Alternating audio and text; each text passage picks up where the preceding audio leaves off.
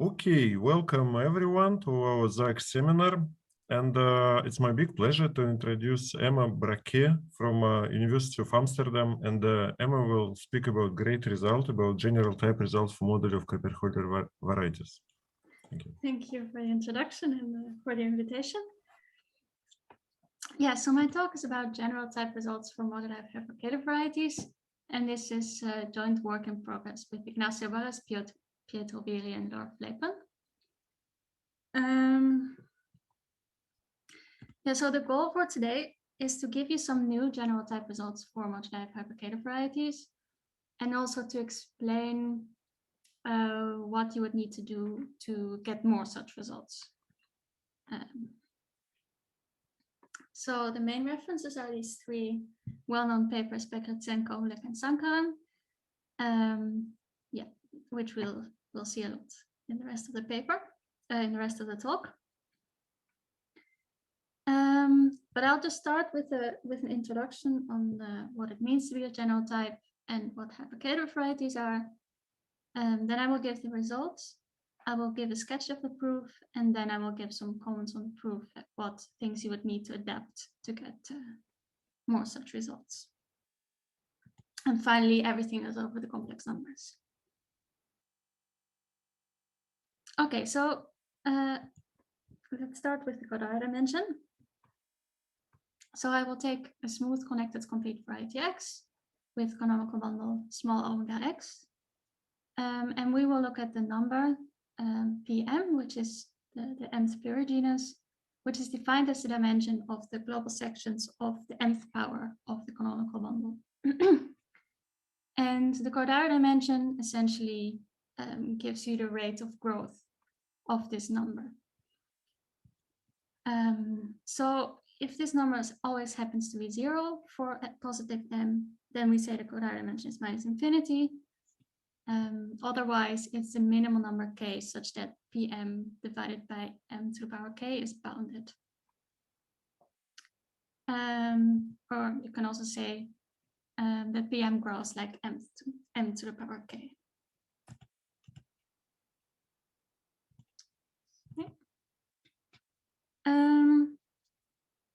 So some properties. First of all, kappa of x is a birational invariant. It's really the most basic birational invariant you can ask for. And because of that, we can also define it for singular or non-complete varieties as follows.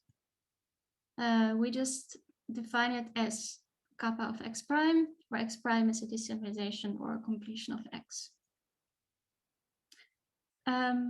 Second, the Kodaira dimension, if it's not minus infinity, it lies between 0 and the dimension of x.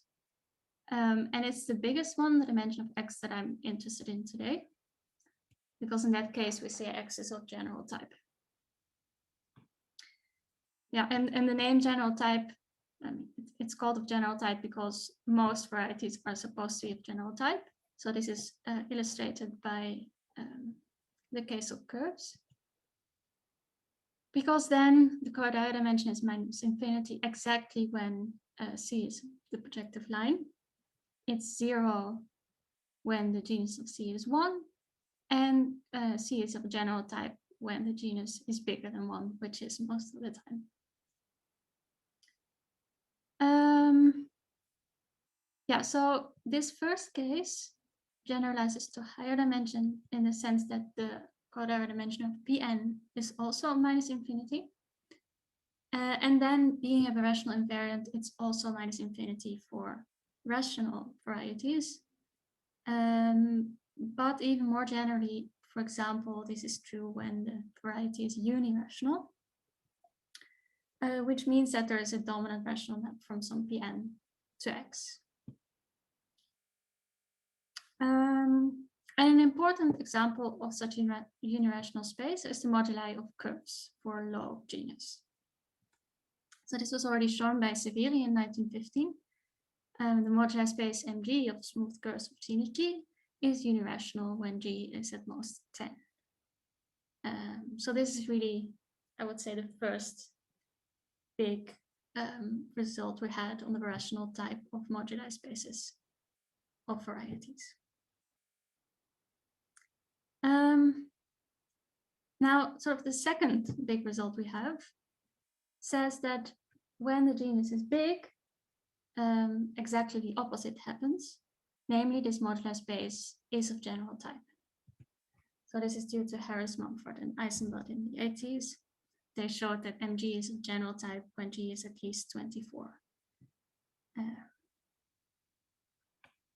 And at around the same time, there was also a result by Tai, which is a similar result, but then for abelian varieties. So the modular space AG of principally polarized abelian varieties of dimension G is of general type when G is at least 9. And yeah, this result by Tai is interesting for us because its main ingredient is Siegel modular forms. And this is sort of also the inspiration for the result by Gritsenko, Hulik, and Sankaran, as we will see later.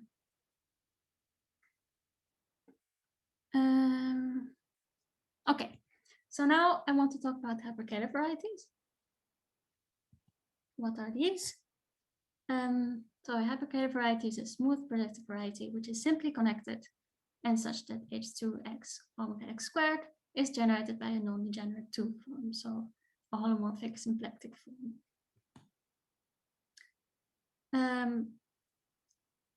And again, some properties. First of all, the dimension is even. Second, the canonical bundle is trivial. And the third property has to do with H2 of x z, so the singular cohomology with z coefficients.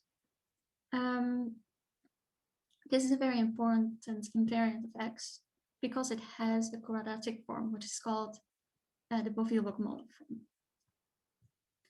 So yeah, this H2 is torsion free, and it has this non-degenerate symmetric bilinear form Qx, or also denoted by these brackets with coefficients in z. So in particular, this H2xz together with Qx is a lattice, and that's a very important invariant of this variety, as we will see later. Now I want to talk about moduli of hyperkähler varieties, and for this I will need to fix a polarization. So what I mean by that is just a class in H2xz, which is primitive, which means that it's indivisible, and it's ample, so it's C1 of an ample line bundle. And then the degree of this polarization is h squared, so Qx applied to h with itself. And it turns out that this is always an even integer. It's also always positive.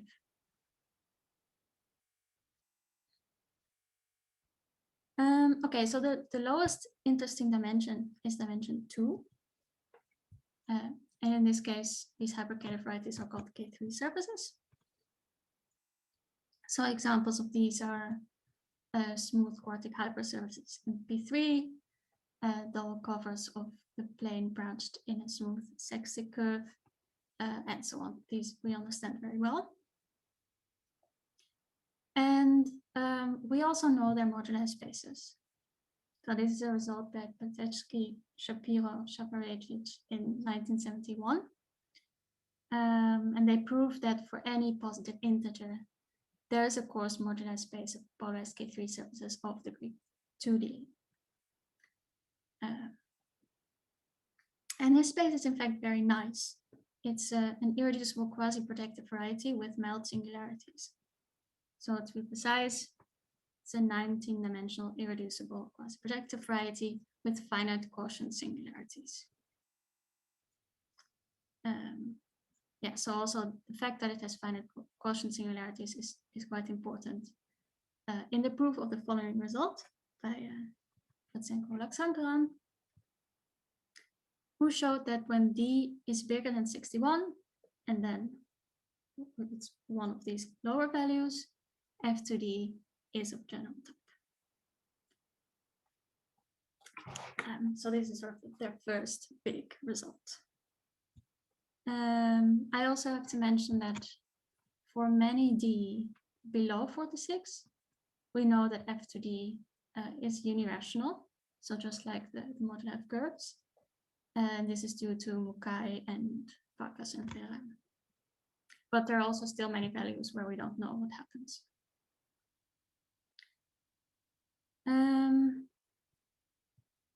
Yeah, so as I said before, they were sort of inspired by this use of Siegel modular forms. So in their proof this time, those Siegel modular forms are replaced by orthogonal modular forms. And we will see later what they are and what their role is in the proof.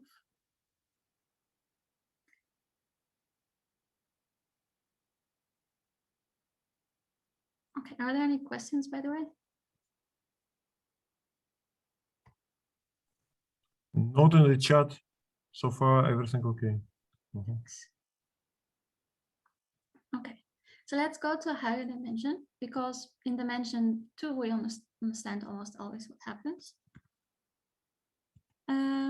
So let's just go through some examples of hyperkähler varieties. First, you can take a K3 surface and take the Hilbert scheme of length n subschemes of S. This is a hyperkähler variety of dimension 2n. So this gives us an example of a hyperkähler variety in every possible dimension.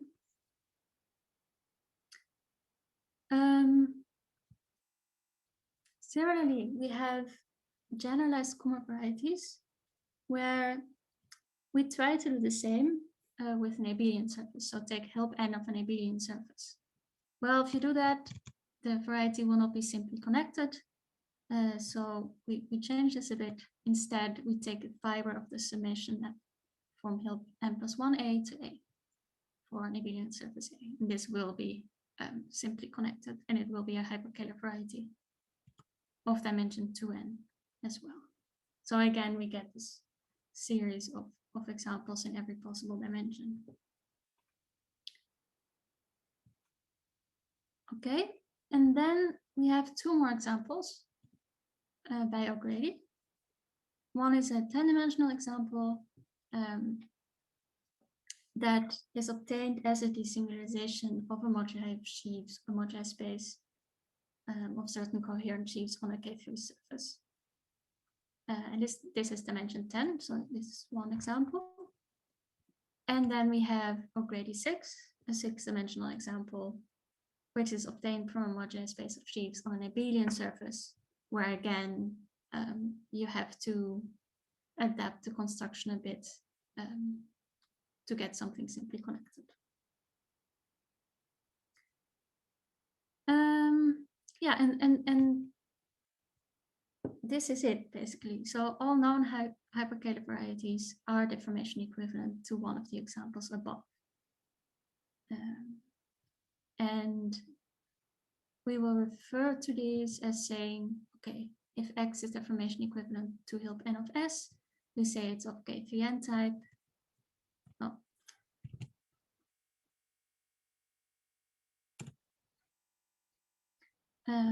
If it's deformation equivalent to this example OD10, then it's of OD10 type, and so on.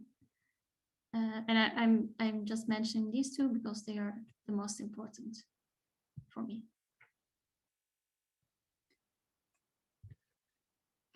So now to moduli spaces. So similarly to the K3 case, we want to look at moduli spaces of polarized hyperkähler varieties. But in this case, it's not enough to just fix the degree of the polarization. We also have to fix what's called the divisibility. So what's that? Well, we just take the Bofill-Marguerite form, apply it to H and W for any other W in H to XZ. Then you get an ideal, and the generator of this ideal is called divisibility. I hope it's clear what I mean by this. So in the K3 surface case, this just happens to always be 1. but for hyperkählers of higher dimension, there can be more divisibilities possible.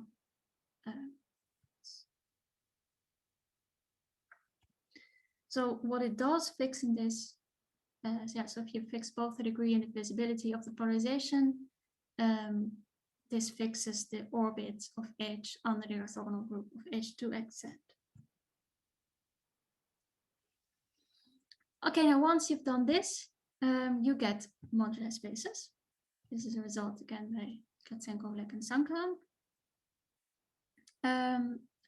So the result, and I'll just state it for K3n and OG10 type. It says that there is a coarse modular space M to the gamma superscript n for the K3n case, and I take superscript OG10 for OG10 case. And this modular space parameterizes pairs x, h, where x is hyperkähler of K3n type, respectively OG10 type, and h is the polarization x with degree to the and divisibility gamma.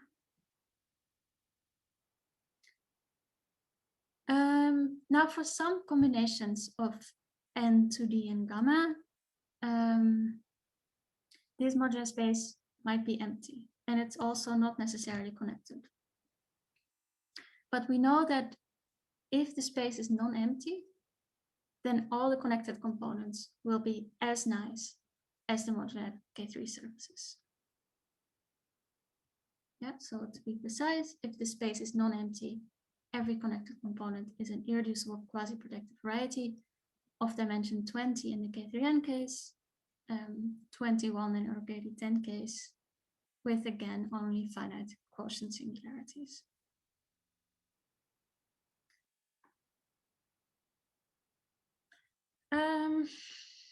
Now I want to look at this space, the K3n type, and take n as 2, because in that case there's a nice condition for when the space is non-empty by Apostolov.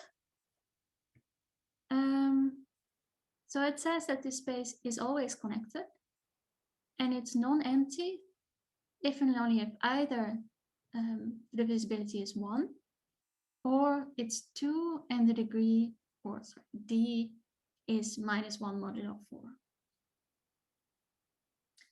And then we have a similar result for the O'Grady 10 modular space, which says this space is non-empty if and only if, again, either the divisibility is 1 or it's 3 and d is -3 modulo 9. I mean, this is meant in the same way. So if gamma is 1, it's always non-empty, and if gamma is 3, you need that d is -3 modulo 9.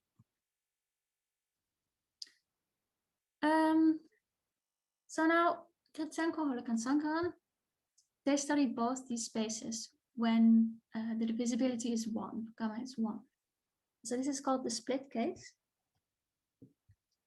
And the result is as follows for K32 type. So the space M2 to D1 is of general type when D is at least 12. And I think there are some lower D where they can still prove that the Kodaira dimension is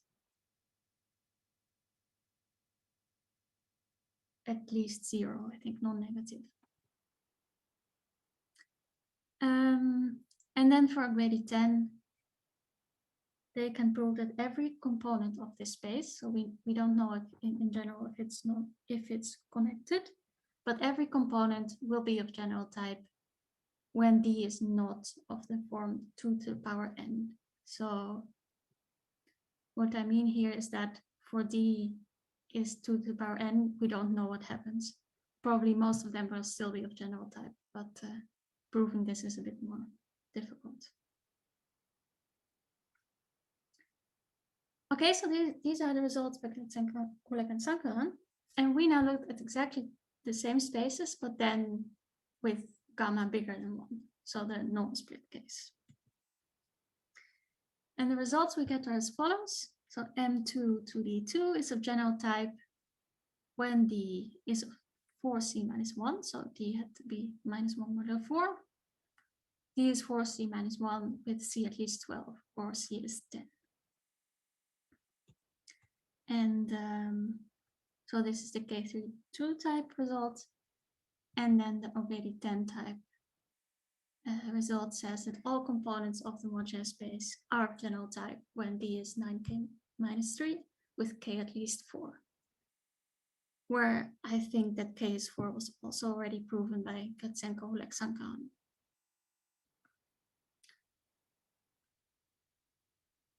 Okay, so this means that for K32 and already 10 type, we're sort of finished. I mean, of course, there's still cases where we don't know what happens, but we have a lower bound for that, so that for all d bigger than this lower bound, we're of general type. So let's go to the proof, and the proof is quite long and involved. So I tried to compress this in a few steps just to give you an idea what should be done. Yeah, so let's go through the steps. And I will just take M2 to the gamma as an example. So for the rest, the other spaces, it will go similarly. Or maybe I should ask again if there are any questions before I start the proof. So far, so good. No. Could I see the theorem one more time? Good. Thank you. Thank you. That's all. Sorry. Thank you. Is this long enough?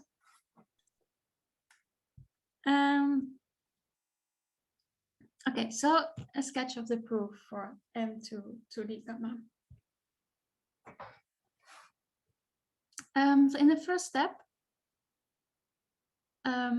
we will change the goal of finding the Kodaira dimension of the moduli space to the Kodaira dimension of the quotient of a period domain. So what we do is we look at the lattice, which is isometric to the orthogonal complement of H inside H2XZ. And it turns out that if you fix the degree and the divisibility, then you always get the same delta H. So this lattice only depends on the degree and the divisibility of H. Then what we do is you need to know that the modular space we're studying is a dense open subset of a certain quotient space.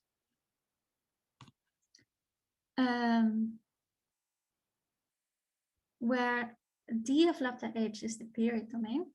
So here I take the projectivization of lambda h tensor C, and I take this analytically open subset of a quadric in this projective space.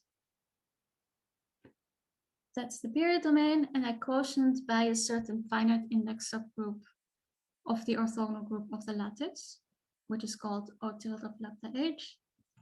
And to be precise, it's defined as all elements in O lambda h that induce the identity on the discriminant group. And I have to make a remark here. First of all, the fact that this is the right group to divide out by, it's not trivial, but you can show it.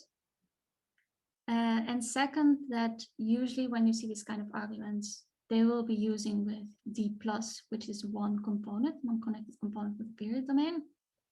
So this is two connected components, and you would fix one and then divide out by the group, the subgroup of this O tilde that fixes this component. But the quotient is the same, and just for to have a simpler notation, I will just work with these things.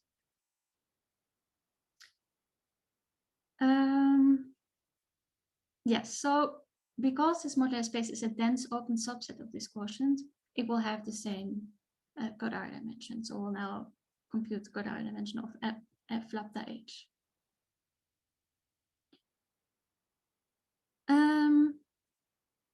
The second step is this f lambda h is still not compact or smooth.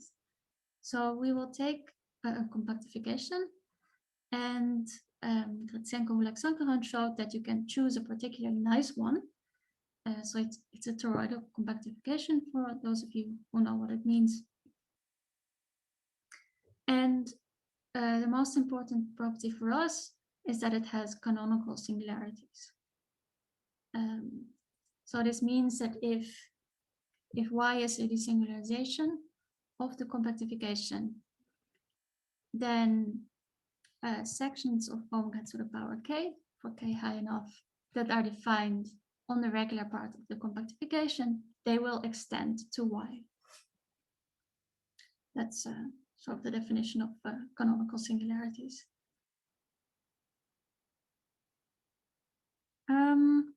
Yeah, so we take a compactification, we take a desingularization of that. So we have now reduced to computing the Kodaira dimension of this y. And now the next step is where the modular forms come up. Because on this period domain D of lambda h, canonical forms can be obtained from modular forms. So what are modular forms? Well,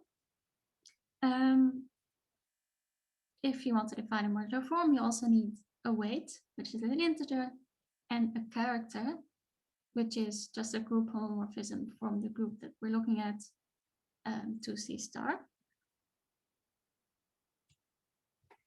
And the modular form will be a holomorphic function from the affine cone over the period domain to C that satisfies two compatibility conditions.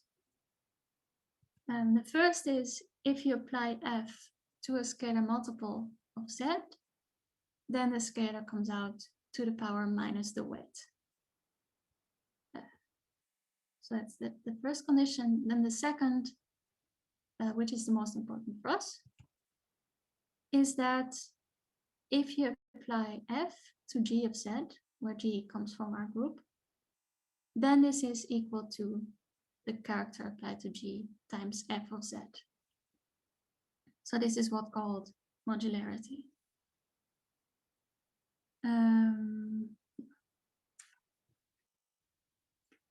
And now, as I said, these modular forms, they give you canonical forms, so sections of the canonical bundle.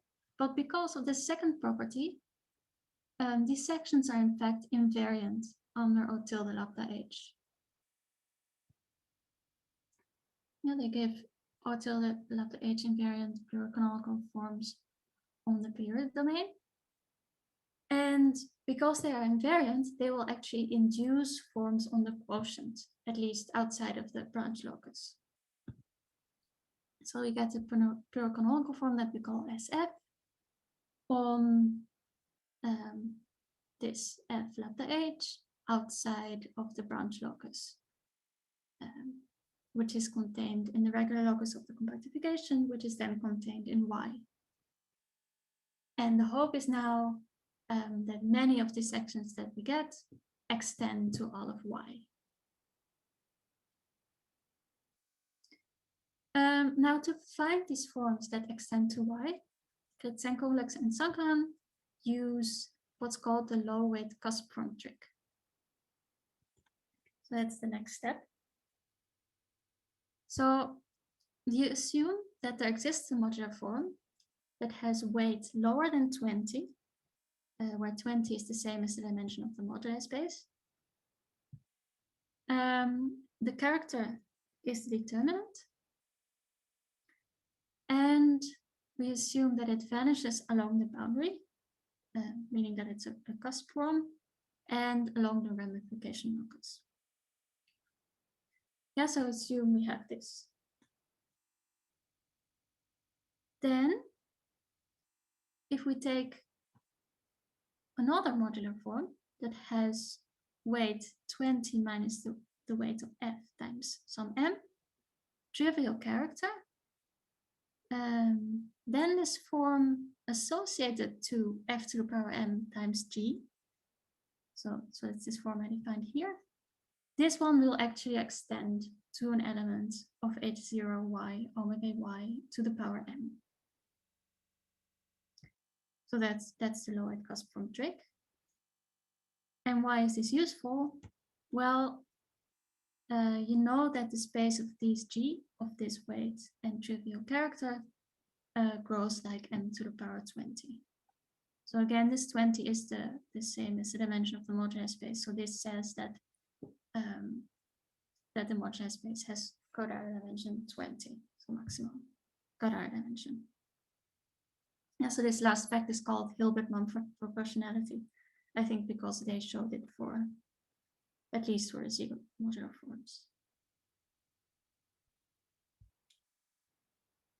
Yeah, so this says that if we have this modular form, low weight, character, determinant, and vanishing along the boundary and ramification locus, then we're done. So the next step is to find such a low weight cusp form. And for this, we use another trick. So what we do is we try to find an embedding from lambda h, the lattice that we started with, to another lattice that's called the Borchet's lattice. Now it's not important for us how it's defined.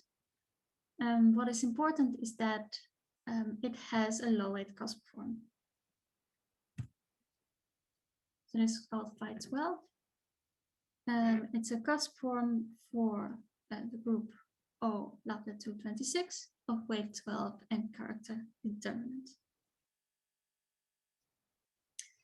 And now we hope that we can pull this back, or the right term is the quasi pullback, to lambda h, and we hope that it will still stay of low weight and it will still be a cusp form. And Gratsenko-Laksankan proved that indeed this works under a certain condition on the embedding phi. Namely, this quasi pullback will be a cusp form of weight less 20 if the number of elements in the orthogonal complement of the image, whose square is -2, lies between 0 and 16. Now, I guess if you have never seen this before, this looks like a very random condition, but yeah, you'll have to believe me on this. But the point is that all you now need to do is to find an embedding of the lattice lambda h into this Borchet lattice, satisfying this condition. And this is still not necessarily easy, but it's a really elementary thing to do. So Gritsen, Kovalik, and Sankan managed to reduce this question of existence of pure canonical forms to finding a lattice embedding. So that's a really nice reduction. And then they managed to find this embedding for the divisibility 1, and we did it for divisibility bigger than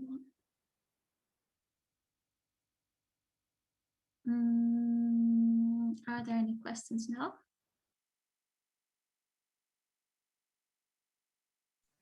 Nope. I probably finished earlier, so don't hurry, don't rush. No, but I'm almost finished. But I still wanted to say something about other hyperkähler moduli spaces. So first, I sketched the argument for K32. So what's with the gradient 10? Well, the argument is very similar. So we have to replace some 20s by 21s, but otherwise the argument is basically the same, except that when the divisibility is 1, we have to replace this group until the lambda h by a certain bigger group. So this will be an index 2 overgroup. And this really makes the arguments a bit trickier, because then when we look at this embedding, we have to make sure that the quasi-pullback of phi 12 is not just modular with respect to this O tilde, but with respect to the whole group G. So that's really a restriction on the embedding, but yeah, they managed to overcome this. And now the next case is to look at the K3n type moduli space with n bigger than 2. So this is what we are working on now. And in this case, there are really some problems or challenges. So when the divisibility is 1 or 2, we have the same problem as above. So we have to replace O tilde lambda H with a bigger group G.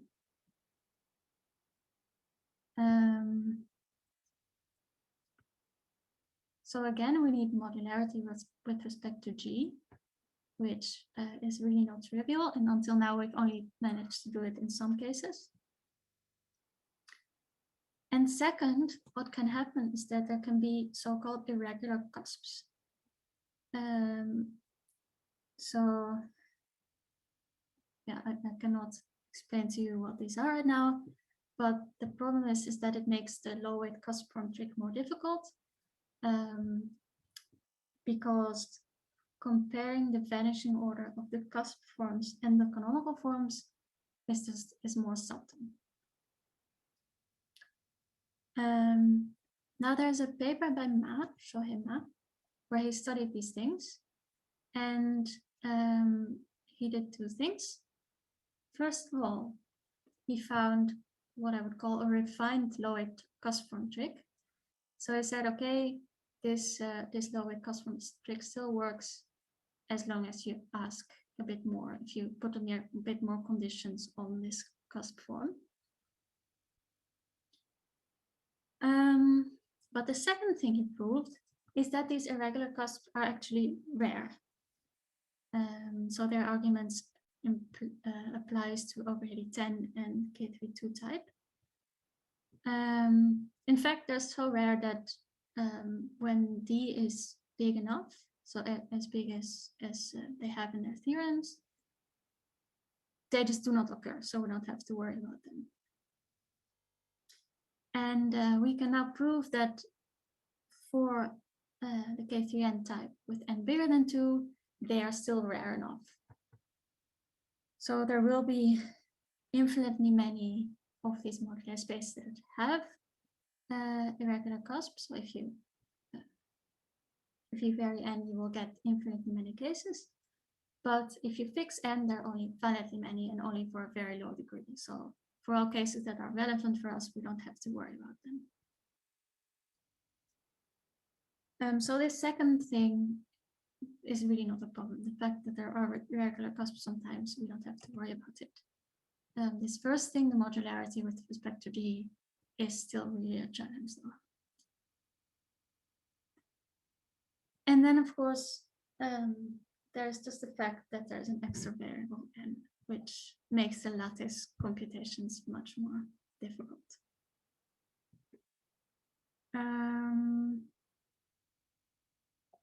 Yeah, now one could ask yourself, so if I look at this modular space and I fix n, then I expect to get this lower bound D, such that above D, all the modular spaces are of general type.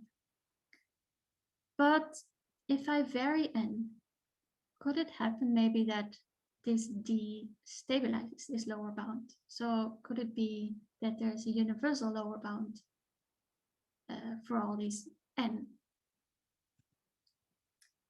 And the answer is given by a theorem by Bayer, Laux, Brakkee, Mirperi, and Solari. And it says, no, there's no uniform lower bound, because they managed to construct a universal family of hyperkähler varieties of a general type for arbitrarily high d and n. So the precise result is as follows. For any pair of co-prime integers, there is a unirational 20-dimensional locally complete family of polarized hyperkähler varieties of K3n plus 1 type, where n grows quadratically in A and B, and also the degree and divisibility, they grow in n. Yeah, so actually we can construct some more of such series of unirational families. It's not too difficult to find them. And as a corollary of this, there cannot be a D0 such that for all n and gamma, this modular space n to the gamma is of general type whenever d is bigger than D0. So that means there's no universal lower bound. I do think that if you fix gamma, then there could be such a lower bound, a universal lower bound. But for now, this is just a speculation. I'll have to check the argument. Yeah, so this is it. I'm very surprised because usually when I give this talk, it takes me more than an hour, but yeah, I'm finished. Okay, Emma, thank you. Let's thank Emma for very nice talk. A bit too short, to my opinion, but I think it's very good. Yeah, maybe we can extend it by questions. Okay, thank you, Emma. Oh, there was 2 questions in the chat in the last part of your talk. One actually was answered by Gregoris and Karan. The question was, what is the index of O tilde inside of G? Gregory said it's 2, I think it's correct. Yes, that's fine. And now there's another question which just was typed in the chat. What are types of hyperkähler varieties are the similar results? So which is very natural question. Yeah. Yeah, I guess the question is about generalized Kummer and over-86, right? Yeah, so that's indeed a very natural question. And I have to say, for those two, you could try the same strategy, but it's way more difficult. So maybe I can write something. So as I said, one of the things you want to have is, okay, maybe just go back to the slide.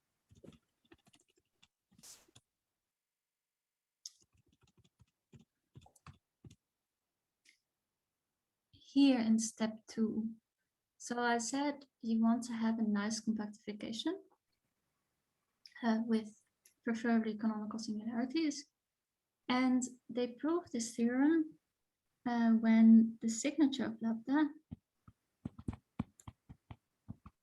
so this is always of the form 2, n for some n, and they proved it for n, I think at least 12. But for generalized Kummer and already 10, I think n is 4 or 5. So that's much lower, and this theorem just doesn't work. In particular, this f lambda h itself already, I think, has non-canonical singularities. Now there is some work by Matthew Dawes on the generalized Kummer varieties, I think Kum2, where he did manage to study the singularities of this space and show that they are not too bad. So you could still find a compactification that works, but you really have to study the singularities by hand, basically. So that makes it much more difficult. Another thing that's more difficult is this low-weight cusp form trick, or finding the low-weight cusp form. Because I'm saying here that the weight of the lower cost form should be less than 20, where again, this 20 comes from the fact that for K32 case, the signature is 220. So this is for the K32 case. In general, you would need the weight to be less than n, where the signature is 2, n, which again for generalized Kumar and for O'Grady 6 is 4 and 5. So we'd have to find something that has weight less than 4 or 5. But if you want to use this trick here, pulling back the form, the Borchert's form, then you get something that has weight at least 12. So this does not work. So I don't know exactly what Matthew managed to do in his generalized Kumar paper. I think he found some forms, but as far as I know, the argument is complicated and has recently been changed. I'll tell you about that more. That's okay, nice. Thanks. Yeah. So really, doing the same strategy for generalized Kumar or O'Grady 6 is just much harder.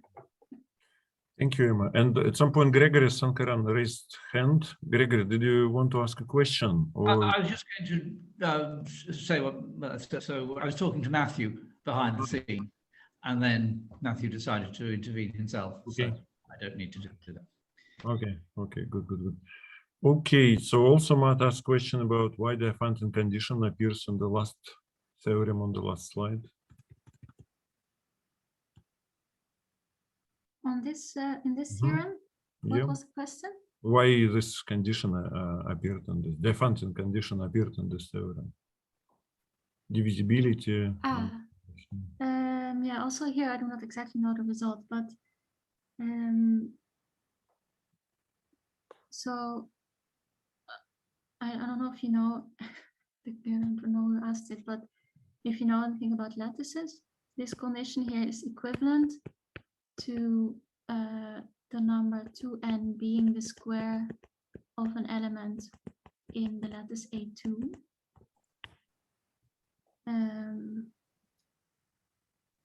Which then, so the base of this family is the modular space of cubic fourfolds.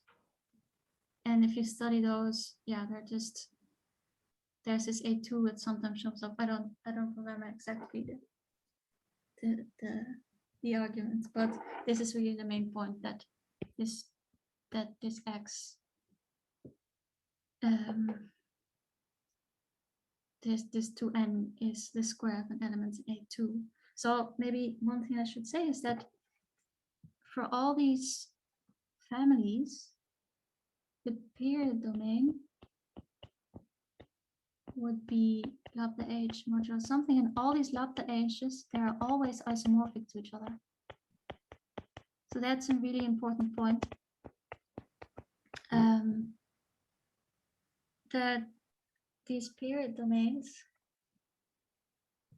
for different hyperkählers, for different dimensions here, if you how should I say it? That for different modular spaces you can get the same period domain, and for all these families actually have the same period domain, so they are birational to each other. Yeah, and the number 2n being the square of an element in A2 just means that you can manipulate this lattice in such a way that it's always that, yeah, of this form lambda h, that there are infinitely many h, such that lambda h is isomorphic to this lattice. Is this an okay answer to the question? I think it's fine. Matt, what do you think? Yeah, that's good. Thank you. Good. Okay, any other questions to Emma? Please feel free to type or speak. Yes, Justin. Hi, Justin. Long time no see. Yeah. Kidding. Yoga. So last week, yeah. Yeah. Okay. Please ask. Yeah. Oh, firstly, like BLM and that's who are they? Bayer and who are the others? Bayer, Laos, McLean, Paris, Solari. It's the paper on stability conditions in families. Okay, right. And also, you have maps from moduli spaces of K3 surfaces to moduli of Hilbert schemes on K3 surfaces. So I think that, if I have this correct, I think that gives you that if the moduli space for the Hilbert scheme is unirational, then the moduli space for the K3 must be unirational. Is that correct? So you want to go in which direction? Sorry. You want to go. Perhaps I should just ask you, like, what does that give you? But do you want to go from a moduli of K3s to a moduli of Hilbert schemes of K3s? Right. But those have different dimension. So the K3, Yeah, so it maps into a divisor. yes. So then the divisor will be unirational. But Okay, so if the not ambient more space is moduli space. unirational, does that imply that the divisor has to be unirational? Yes. If the moduli of K3 is irrational, yes, exactly. Right. So if the moduli of the Hilbert scheme is unirational, then the moduli K3 sitting inside would be unirational too. Why? Is that correct? If it's just a divisor, there is no obvious. I'm not sure. That's not obvious. No. So do you get anything from this morphism from moduli K3 to the Hilbert scheme? I don't think so. But you're saying that if the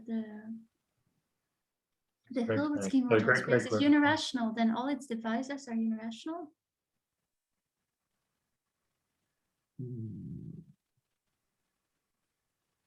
I mean, the thing is, the modular space of these when we talk about the hyperkählers, those are things that are deformation equivalent to Hilbert 2 or K3 surface or whatever it is. So there's some divisor sitting inside that where you actually got the actual Hilbert schemes, but that could be very complicated in principle, even if the space itself is something nice and unirational. It could still be. That could still happen. Well, the divisor doesn't have to be unirational if the ambient space. Just because it's sitting inside a unirational thing, that doesn't force it to be unirational. Oh, right, yeah. Of course. I mean, it's just sort of high degree hypersurface. True, yeah, of course. Maybe one can say, maybe one can say something in some more particular cases, but in general, you would have lots and lots and lots of these things. And in general, they'll get very complicated. They live inside something which is maybe not so far from being projected space, but that doesn't make them be projected, anything like projected space themselves. Yeah, okay. Okay, thanks. Okay. Okay. I think there are no more questions to Emma, so let's thank Emma again for excellent talk. Thank you, Emma, and I stop recording and I will upload